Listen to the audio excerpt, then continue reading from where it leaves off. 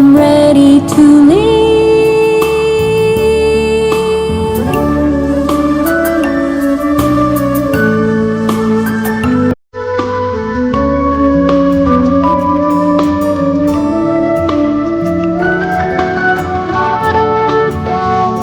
Wants to wait for the sky to get what I want. So try.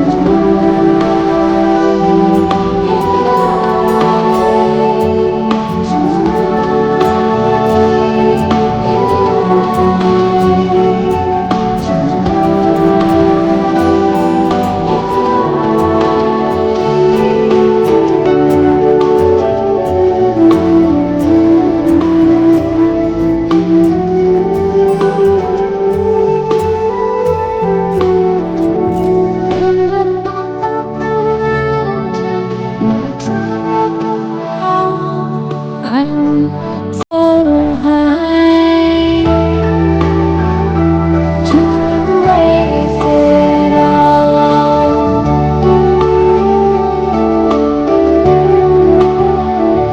On the top of the mountain, my troubles are small. I reach so high to embrace it all.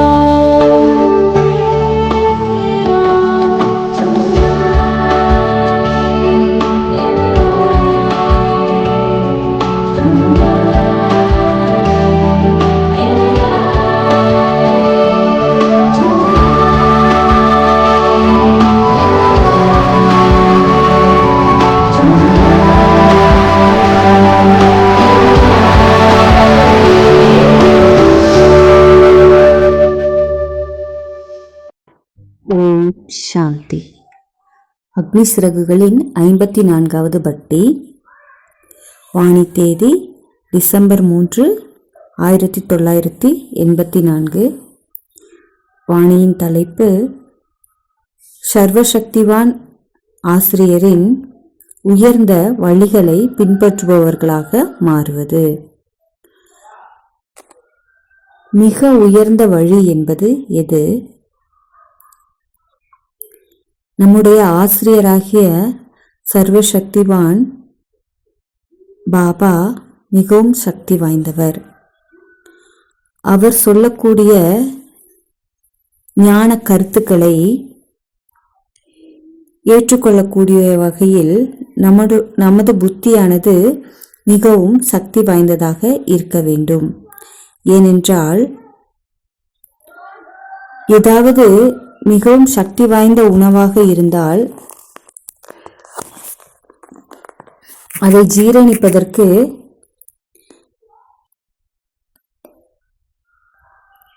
நம்முடைய செரிமானம் என்பது நன்றாக இருக்க வேண்டும். அதுபோல நம்முடைய இந்த ஆன்மீக வாழ்க்கையில் இந்த வழிகளானது மிகவும் உயர்ந்தது. அதை சொல்லித்தரக்கூடிய ஆசிரியரும் சக்தி வாய்ந்தவராக இருக்கின்றார். எனவே அதற்காக நாம் நமது புத்தியை மிகவும் சக்தி வாய்ந்ததாக மாற்ற வேண்டும். இன்று நாம் நமது புத்தியை மிகவும் சக்தி வாய்ந்ததாக மாற்றுவது எப்படி என்பதை கற்றுக்கொள்வோம். பாபா இன்று நாலாபுறம் உள்ள குழந்தைகளை காண்கின்றார். அதிலும் குறிப்பாக டெல்லியில் உள்ள குழந்தைகளை காண்கின்றார். பாபா தனது தெய்வீக ஆன்மீக குழந்தைகளின் 3 வகையான படைகளை காண்கின்றார். அதில் ஒன்று, முதல் நம்பரில் வருபவர்கள் சதா எவர் ரெடியாக இருக்கிறார்கள். அவர்கள் தங்களுடைய எல்லா சக்திகளுடனும் எல்லா ஆயுதங்களுடனும் நற்பண்புகளுடனும் எப்பொழுதும் தயார் நிலையில் இருந்தனர். அவர்கள் எந்த வகையான சூழ்நிலைகள் வந்தாலும் அதை எதிர்கொள்ள தயாராக இருந்தனர். இரண்டாவது நிலையில் உள்ள குழந்தைகள் சூழ்நிலைக்கு ஏற்ப பதிலளிப்பவர்களாக, தங்களை மாற்றிக்கொள்பவர்களாக இருந்தார்கள். அப்படியானால் அவர்களுக்கு என்ன நடந்தது? அவர்கள் தேவைப்படும் நேரத்தில் மட்டும் ஆயுதம் ஏந்துகிறார்கள், தனது சக்திகளை பயன்படுத்துகிறார்கள். மாயா வரும்பொழுது, ஏதாவது பாதகமான சூழ்நிலைகள் ஏற்படும் பொழுது அவர்கள் அந்த ஆயுதங்களை பயன்படுத்துகிறார்கள். அவர்கள் பாபாவிடம் கேட்கிறார்கள், பாபா எனக்கு சக்தியை கொடுங்கள், நான் இந்த மாயாவை வெல்ல வேண்டும் என்று கேட்கிறார்கள். அதனால் அவர்கள் உணரும் நேரத்தில், அவர்கள் கேட்கும் நேரத்தில் அவர்களுக்கு ஏதாவது ஒரு வகையான சக்தியானது கிடைத்து விடுகிறது. மூன்றாவது வகையான குழந்தைகள், அவர்கள் காலத்தை நம்பக்கூடியவர்களாக இருக்கிறார்கள், காலத்தின் தயவில் முயற்சி செய்யக்கூடியவர்களாக இருக்கிறார்கள்.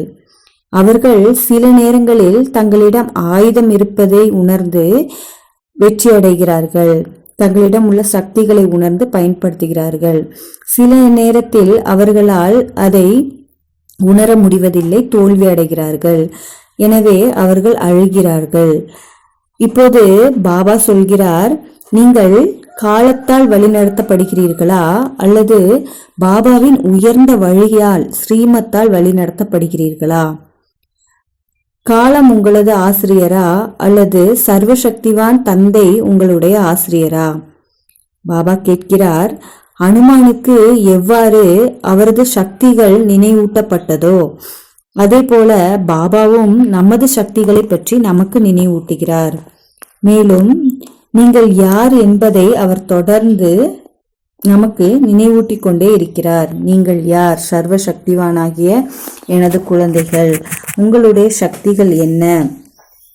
நீங்கள் மாஸ்டர் சர்வ சக்திவான். இவ்வாறெல்லாம் நினைவூற்றுகிறார். எனவே முதலில் பாபாவுக்கு நினைவூட்டப்படுகிறது, நீங்கள் காலத்தை பின்பற்றுபவர்கள் அல்ல, நீங்கள்தான் பொன்னான காலத்தை உருவாக்குபவர்கள். அதாவது பாபா நமக்கு சதா நினைவூட்டுகிறார், நீங்கள் காலத்தால் முயற்சி செய்ய வைக்கக்கூடியவர்கள் அல்ல, நீங்கள் பொன்னான காலத்தை உருவாக்குபவர்களாக இருக்கிறீர்கள். எனவே அவர் நாம் யார் என்பதை நமக்கு சதா நினைவூட்டுகிறார். இப்பொழுது நாம் யாராவது ஏதாவது செய்ய வேண்டும் என்று விரும்புகிறோம் என்று வைத்துக் கொள்வோம். நாம் என்ன செய்வோம்?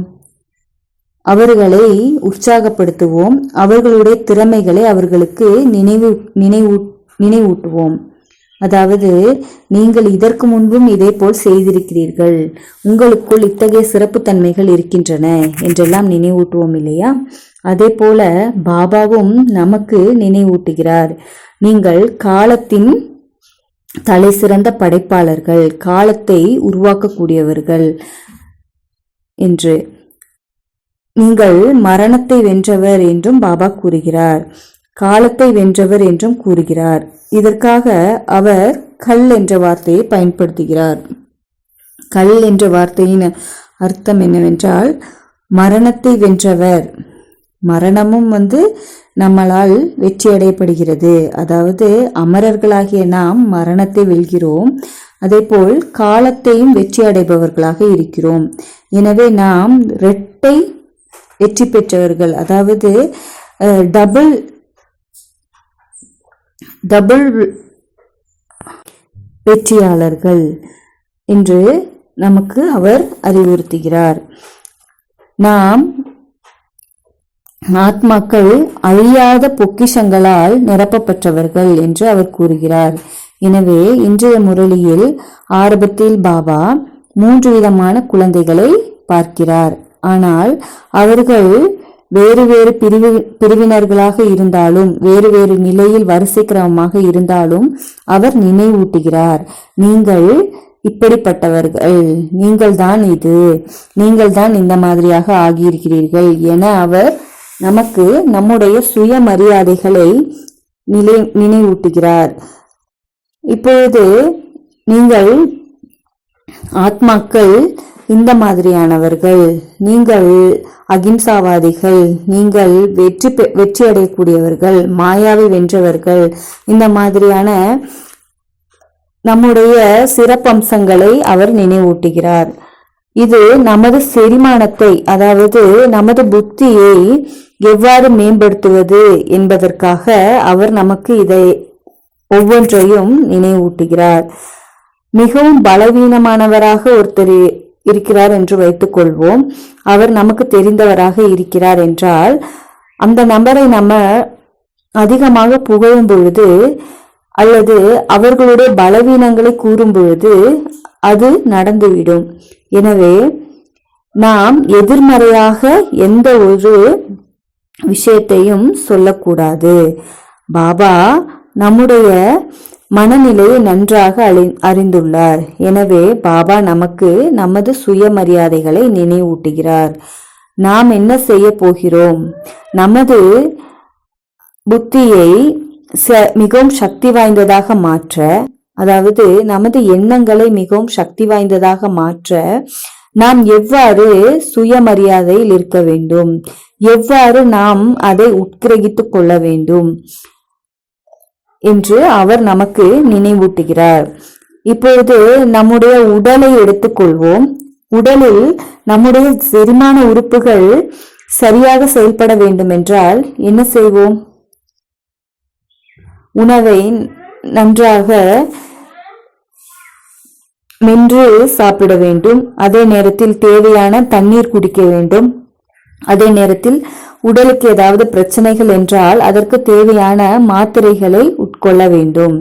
இவ்வாறு நாம் நமது செரிமானத்தை சக்தி வாய்ந்ததாக மாற்றுகிறோம். அவ்வாறு செய்யும் பொழுது, பின்பற்றும் பொழுது அது நம்மை ஆரோக்கியமாக மாற்றுகிறது.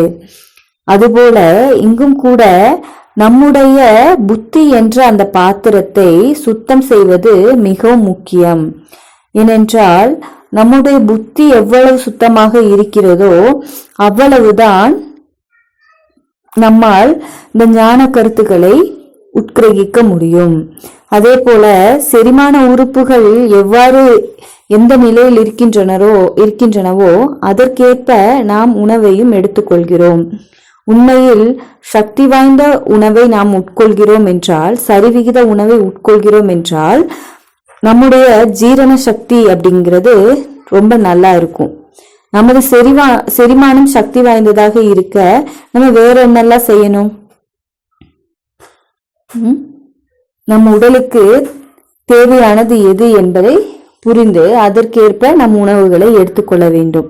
இதில் அதே போல இந்த ஆன்மீக வாழ்க்கையில் கூட ஆன்மீக உணவு, புத்திக்கான உணவாகிய இந்த ஞான கருத்துக்களை நாம் நமக்குள் எடுத்துக்கொள்ளும் பொழுது நாம் வீணானவைகளிலிருந்து எச்சரிக்கையாக இருக்க வேண்டும். எதிர்மறை தன்மையிலிருந்து எச்சரிக்கையாக இருக்க வேண்டும். நம்முடைய பலவீனங்களிலிருந்து நமக்கு எச்சரிக்கை இருக்க வேண்டும்.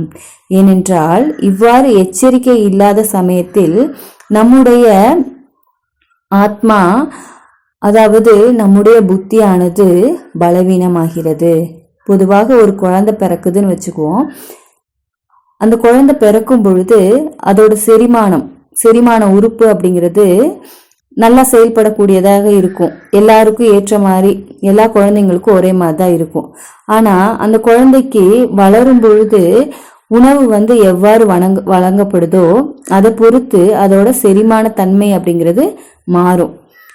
அப்போ அந்த குழந்தைய சுறுசுறுப்பாக மாத்துறதும் சோம்பேறியாக மாத்துறதும் அவர் பெற்றோர் கையில இருக்கு. அவர்கள் எந்த மாதிரியான உணவை அந்த குழந்தைக்கு கொடுக்கறாங்களோ அதே போல அந்த குழந்தையோட செரிமான தன்மையும் செரிமான உறுப்பும் அந்த மாதிரி செயல்படுகிறது.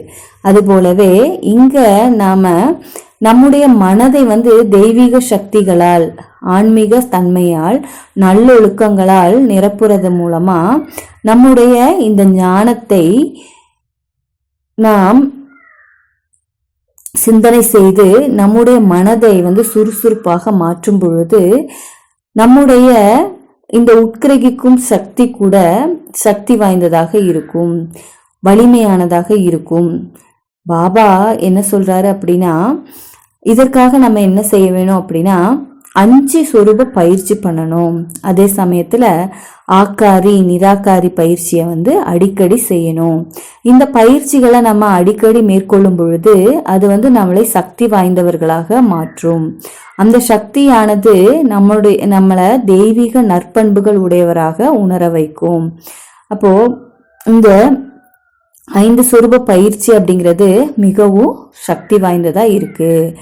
பாபா சொல்றாங்க, யாராவது பாபாவோட யோகா செய்ய முடியல அப்படின்னு சொல்றீங்க அப்படின்னா, பாபா கூட அந்த மாதிரியான உங்களுக்கு தொடர்பை நல்ல முறையில ஈடுபடுத்தணும் அப்படின்னா என்ன செய்யணும் அப்படின்னா, இந்த 5 சொரூப பயிற்சி அப்படிங்கிறத நம்ம நடைமுறையில கொண்டு வரணும். அதே சமயத்துல சுயமரியாதையில நம்மளை நிலை பெற வைக்கணும். சதா ஒரு சுயமரியாதையை எடுத்து அதை நடைமுறையில கொண்டு வரணும். அதே சமயத்துல நாம பாபா கிட்ட நிறைய உறுதிமொழிகள் கொடுக்கிறோம். அந்த உறுதிமொழிகள் என்ன கொடுத்துருக்கோமோ அதை மீண்டும் மீண்டும் நம்ம நினைவுக்கு கொண்டு வரணும். அதற்கு நம்ம முரளியை அடிக்கடி படிக்கணும்.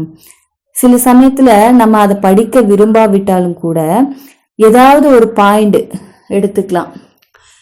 நமக்கு இந்த முரளியில என்ன பாயிண்ட் பிடிச்சிருக்கு அதை எடுத்துக்கலாம்.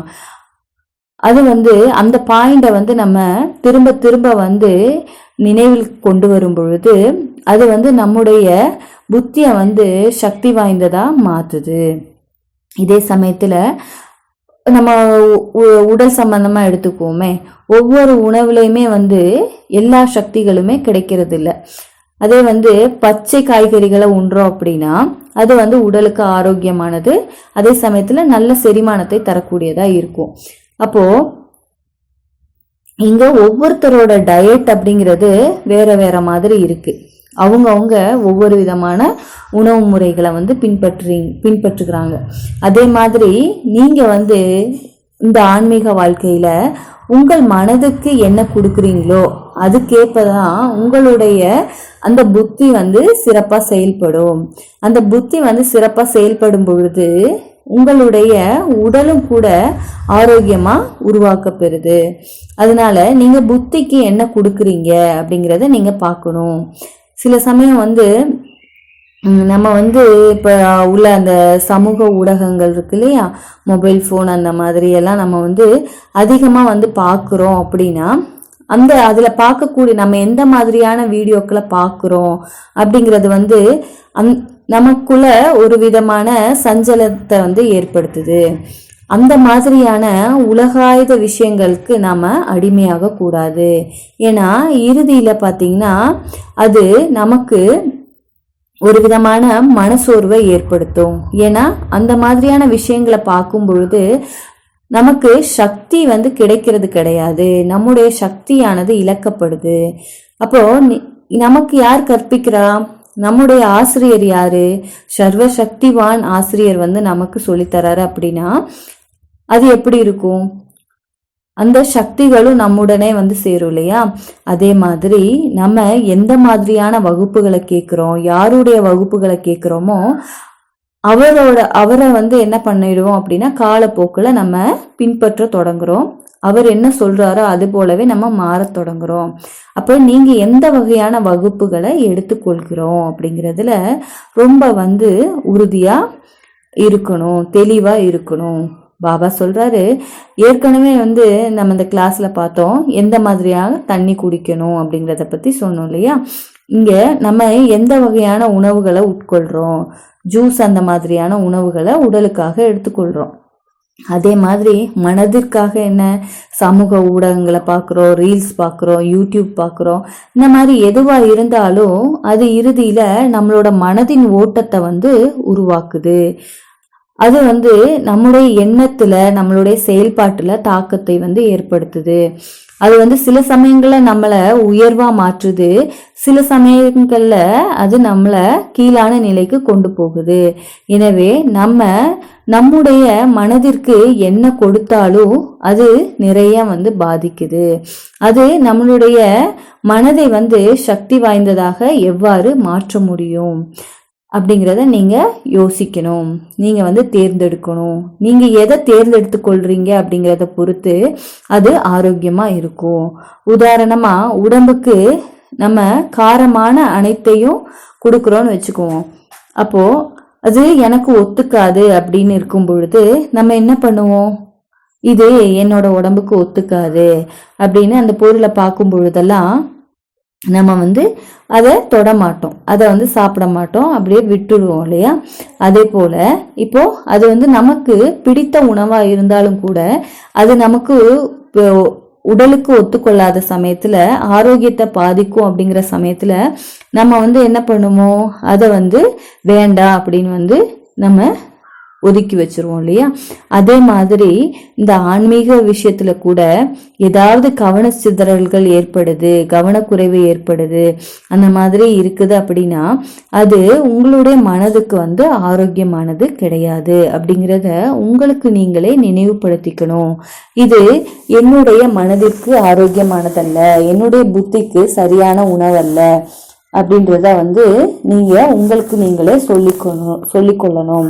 எனவே மிகவும் சக்தி வாய்ந்த இந்த ஆசிரியரோட போதனைகளை நம்ம உள்வாங்கி கொள்ளும் வகையில நம்முடைய புத்திய வந்து வலுப்படுத்தணும், நம்முடைய மனதை வந்து வலுப்படுத்தணும். அதுதான் பாபா ஹிந்தில சொல்றாரு, அதாவது சிங்கத்தின் பால் எப்பொழுதுமே தங்க பாத்திரத்துலதான் வைக்கப்படும் அப்படின்னு. அதே மாதிரி பாபா சொல்லக்கூடிய இந்த ஞான கருத்துக்கள் நம்முடைய புத்தி தூய்மையாக இருக்கும் பொழுதே அதுக்குள் தெளிவா வந்து பதியும், தெளிவா வந்து ஞான கருத்துக்கள் தங்கும் அப்படின்னு வந்து பாபா சொல்றாங்க. அப்போ நீங்க ஆரம்பத்துல அந்த ஞானத்துக்கு வந்த போது உங்களோட நிலை வந்து எப்படி இருந்தது, இப்போ உங்களுடைய நிலை எப்படி இருக்குது, நீங்க எந்த மாதிரி உங்கள் நிலையை ஆக்கிக்கணும்னு விரும்புறீங்க, அதுக்கு ஏத்த மாதிரி நீங்க வந்து முரளில இருந்து என்ன பண்ணலாம், பாயிண்ட்ஸ் எல்லாம் எடுத்துக்கலாம். அந்த பாயிண்ட்ஸுக்குள்ள நீங்க அடிக்கடி நினைவில் கொண்டு வரலாம். இப்படி உங்களுடைய புத்திங்கிற அந்த பாத்திரம் வந்து சுத்திகரிக்கப்படும் பொழுது மட்டுமே இங்க வந்து எல்லா விஷயமும் வந்து நடக்கும். இங்க தூய்மை இருக்கும் பொழுதுதான் இது வந்து சாத்தியமானதாக இருக்கும். இது வந்து பாபா நாமளே செக் பண்ணிக்கிறதுக்காக சொல்லக்கூடிய விஷயங்கள். நீங்க பாபாவை போல மாறணும் அப்படின்னா உங்களுக்கு இந்த தெய்வீக படிப்பு அப்படிங்கிற ஆன்மீக படிப்பு வந்து உதவி செய்யுது. அவர் பாபா சொல்றாரு, தெய்வீக படிப்புக்கு என்ன வெகுமதி? தெய்வீக படிப்பு நம்ம இந்த ஆன்மீக படிப்புல வந்து வெற்றி அடைகிறோம் அப்படின்னா அதுக்கு டிகிரி கூட கொடுக்கப்படுது இல்லையா? சர்வகுண சம்பன்ன, சோலாக்கல சம்பூர்ண, நிர்விகாரி, அகிம்சோ பரமோ தர்ம, மரியாதை புருஷோத்தம அப்படின்னு வந்து டிகிரி கூட கொடுக்கப்படுது. அப்போ ஹிந்தியில இந்த வார்த்தையை வந்து நம்ம பயன்படுத்துறோம். இந்த நற்பண்புகள் வந்து நமக்குள்ள சக்திகளா, ஆயுதங்களா வந்து செயல்படுது. அப்போ அந்த சர்வசக்திவானாகிய தந்தையோட வழிகளை வந்து நமக்குள்ள உட்கிரகிக்கும் பொழுது நமக்கு கிடைக்கக்கூடிய வெகுமதி வந்து இதுவா இருக்கு. பாபா இன்னைக்கு முரளில கூட நிறைய வந்து தன்னை புகழ்ந்து பேசுறாரு. ஆரம்பத்துல அவர் நம்மளை வந்து சுயமரியாதையில நிலைத்திருக்க செய்யறாரு. அப்புறம் அவர் தன்னை கூட புகழ்ந்துக்கிறாரு.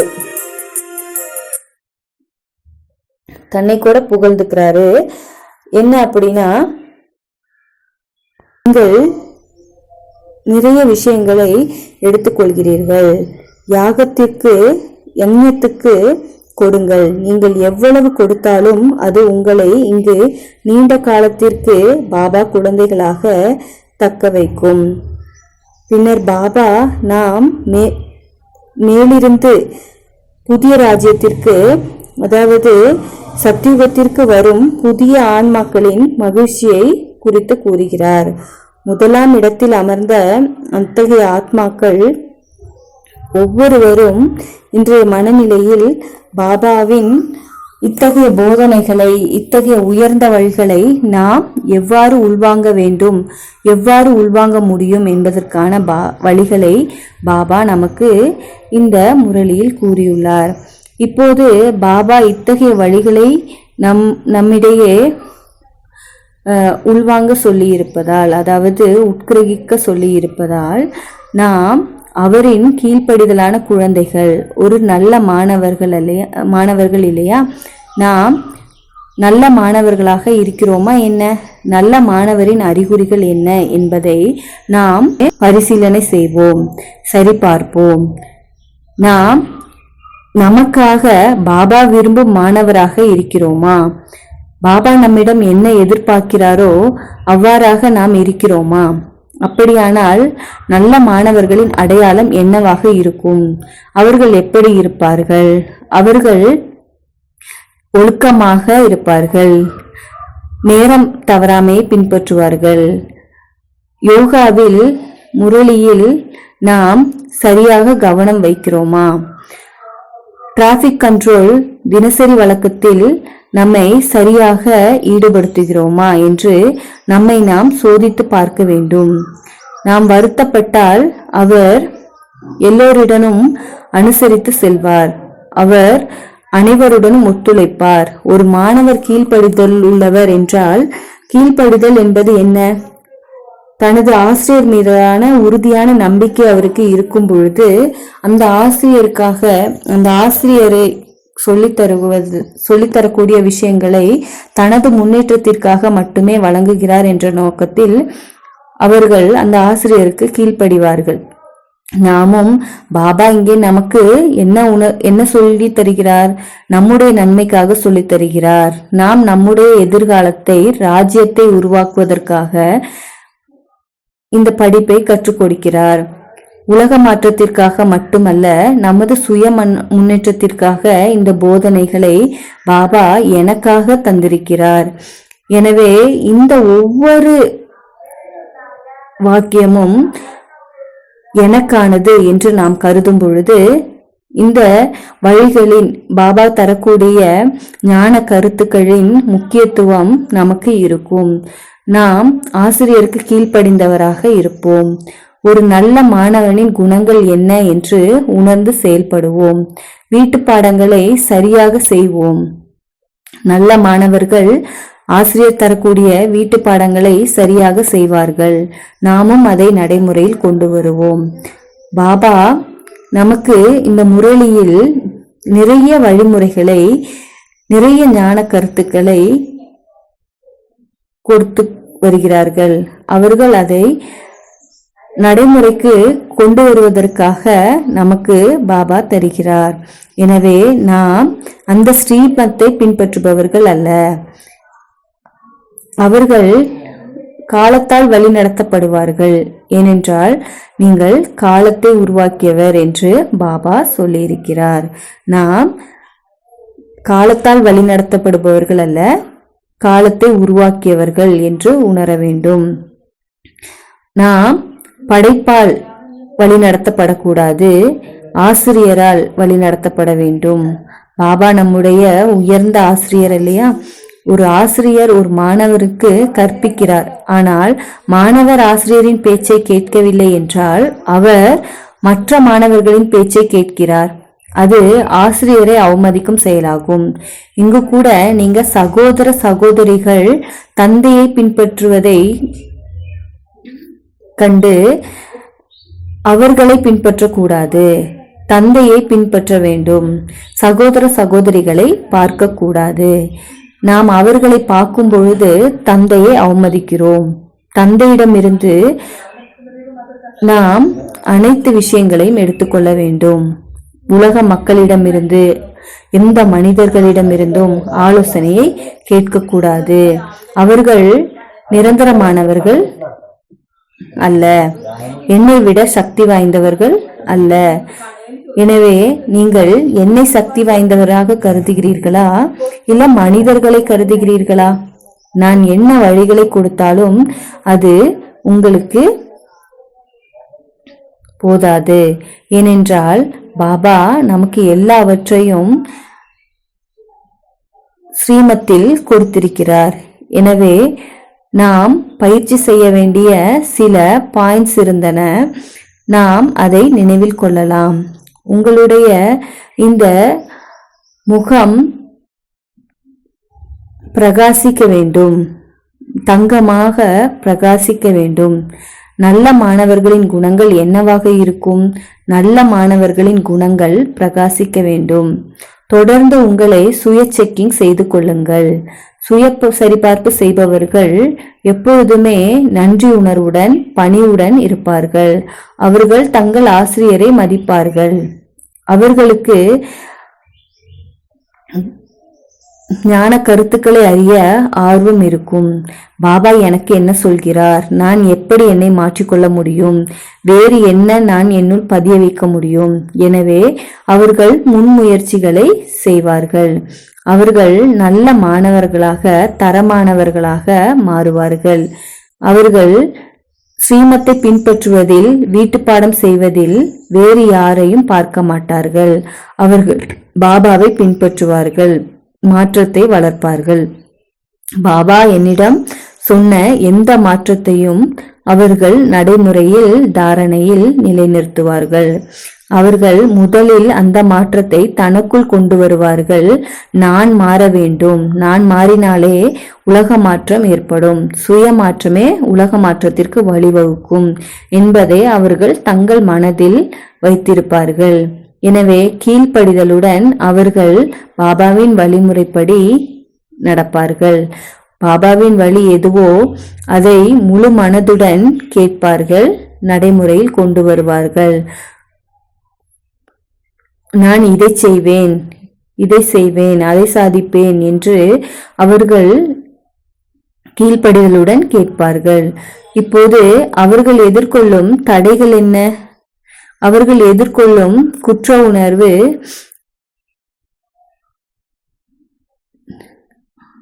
உணர்வு ஏற்படும் பொழுது அவர்கள் தங்களுடைய சம்பூர்ண நிலைக்காக இயங்குகிறார்கள். அவர்கள் இப்போது எல்லாவற்றையும் அடைய விரும்புகிறார்கள். ஆனால் முன்னேற்றம், மாற்றம் மெதுவாகவே ஏற்படும். இது தோராயமாக 85வது ஆண்டுகள் ஆகும். நாம் இன்னும் அனைவரையும் மாற்றியிருக்கிறோமா? இல்லை, அதற்கு நேரம் எடுக்கும். முன்னேற்றம் மெதுவாக நடப்பதால் நம்முடைய இந்த வழிகளை, பாபா சொல்லக்கூடிய வழிமுறைகளை உள்வாங்க முடியாவிட்டால் நாம் குற்ற உணர்ச்சியில் சிக்கக்கூடாது. வயதான மகனின் மூச்சு திணறல், அதாவது குற்ற உணர்ச்சியில் வரும்பொழுது நாம் பின்பற்ற முடியாதவர்களாக ஆகிவிடுகிறோம். நாம் காலத்தை உருவாக்கக்கூடியவர்கள். எனவே நாம் மனச்சோர்வு அடையக்கூடாது. நேரம் எடுக்கும் என்பதால் நாம் அப்படி ஆகக்கூடாது. கவனச்சிதறல்கள், உணர்ச்சி தூண்டுதல்கள் ஏற்படுதல் கூடாது. நாம் நம்மை போலவே பிறரையும் மாற்ற வேண்டும். நம்முடைய குற்ற உணர்வு நம்மை முயற்சி செய்ய விடுவதில்லை. எனவே நாம் எந்த விதமான பற்றுதலுக்குள்ளும், மற்றவர்கள் மேலுள்ள பற்றுதல்களுக்குள்ளும் நுழைவது கூடாது. எனவே நாம் முன்னோக்கி நகர முடியாது. இது நம்மை முன்னேறி செல்ல விடாது. இந்த அறிவில், அதாவது இந்த ஞானத்தில் ஒருவர் முன்னேற விரும்பினால் எந்த ஒரு குறிப்பிட்ட விஷயத்துடனும் பற்றுதல் இருக்கக்கூடாது என்பதை உறுதிப்படுத்திக் கொள்ளுங்கள். அது ஒரு விஷயமாக இருந்தாலும் சரி, எந்த மனிதனாக இருந்தாலும் சரி, அதில் மாட்டிக்கொள்ளக்கூடாது. ஆசிரியரின் பார்வையில் நம்பிக்கையை ஏற்படுத்த வேண்டும். நம்பிக்கை ஏற்படும் பொழுது மட்டுமே அது எனது அதிர்ஷ்டத்தை உருவாக்கும். முதலில் சுயம் திருப்தியாக இருக்க வேண்டும். அடுத்து பாபா தரக்கூடிய ஒவ்வொரு விஷயமும் எனக்கானவை என்பதை உணர வேண்டும். அது நிகழ்காலத்திலோ கடந்த காலத்திலோ எதிர்காலத்திலோ பயன்படுத்தப்படும். எனவே எப்பொழுதும் பாபாவின் ஸ்ரீமத்தை பெறுங்கள், ஸ்ரீமத்தை நீங்களே வைத்திருங்கள். அடுத்து படைப்பாற்றல் மிக்கவராக இருக்க வேண்டும். உங்கள் மனம் சலிப்படையக்கூடாது. நீங்கள் சதா ஆர்வமாக இருக்க வேண்டும். எனவே இந்த ஞானத்தில் புதுமை கொண்டு வர ஆர்வமாக இருங்கள். ஆசிரியருக்கு மரியாதை கொடுங்கள். தந்தையின் மரியாதையை பெறுங்கள். எனவே முரளி பாயிண்ட்ஸை நினைவில் வைக்க வேண்டும். முரளியை கேட்டு கேட்டு ஞானத்தை நீங்கள் உள்ளுக்குள் உட்கிரகிக்க வேண்டும். பாபாவின் ஞானத்திற்கு எப்பொழுதுமே நீங்கள் நன்றியுடன்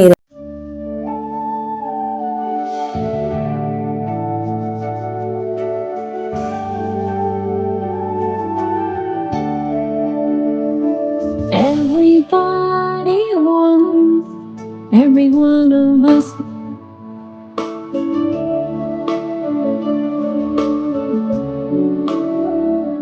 I got wings on my back and I'm ready to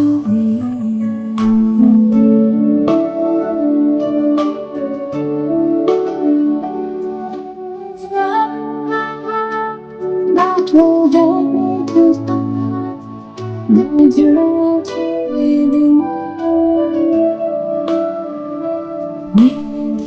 I must be everybody wants, everyone who does me. I got wings on my back and I'm ready to leave.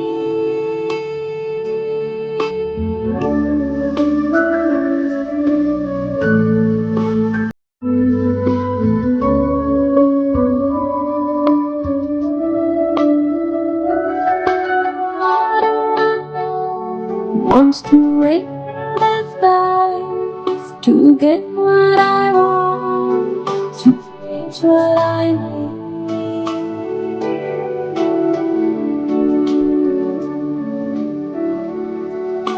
Far away, reach the sky to get what I want, to reach what I need.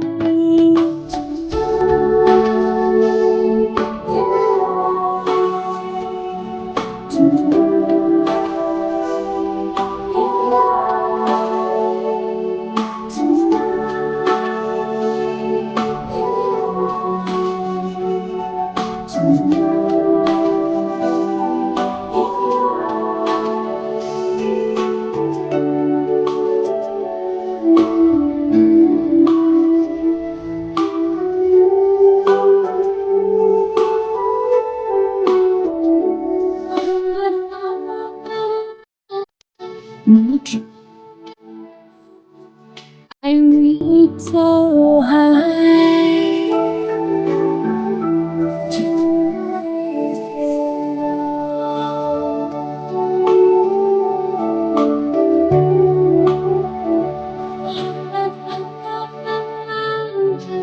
My trouble, I reach